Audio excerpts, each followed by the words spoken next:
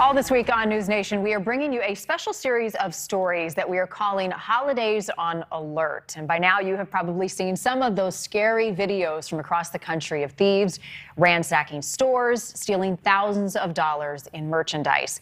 And we wondered, are these so-called smash and grabs really on the rise? I want to share with you results of a brand new News Nation poll conducted by Decision Desk HQ, which shows 74% of people have heard about the recent retail thefts. Of that group, about half say they do feel less safe, but more than 45% say the headlines don't impact the way they feel either way. In fact, only 6.5% of people cited recent retail crimes as a reason that they choose not to shop in person. COVID, on the other hand, and the convenience of online shopping proving to be much bigger factors. News Nation correspondent Brian Enton is live for us in South Florida tonight at a store where thieves tried to break in recently, Brian, and you have been talking to police. What are they saying about all of these crimes? Well, you know, Marty, it definitely depends on which police departments you talk to in different parts of the country. The problem is definitely worse in some areas than others. But the sad thing is, sites like this really are becoming somewhat normal in many places. Windows boarded up, doors smashed in, where the thieves tried to get in. The videos are alarming. Flash mob, smash and grab thieves from California to Tennessee to Illinois. Did you just steal that? You just stole that? No. Shoplifting becoming so common, I even spotted this guy at Home Depot over the weekend. Were you just walking out with that? No. He walked out of the store with a power saw and covered his face and walked off when I asked him about it. A loss prevention employee found the saw in the back of this pickup truck. So you got it back? Yeah. We've seen all these disturbing videos from around the country. Is the problem really getting worse?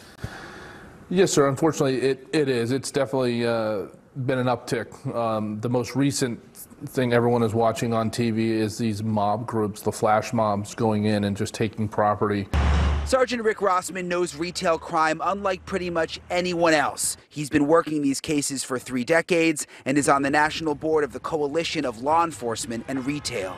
These people have a plan. Their plan is to go into the store and get whatever items they're going to target.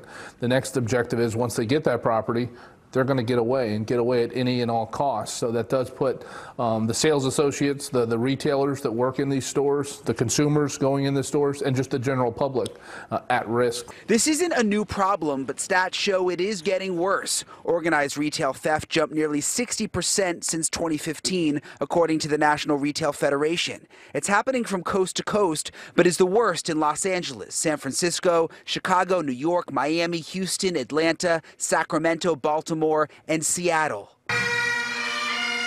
In the San Francisco Bay Area just 2 weeks ago, things turned deadly. Retired police officer and security guard Kevin Nishida was killed protecting a news crew covering smash and grab robberies when someone tried to rob them. The killer is still on the run. I will miss him. Yeah. Will truly miss him.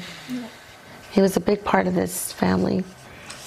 He was our king, our protector, our brave one, our advisor.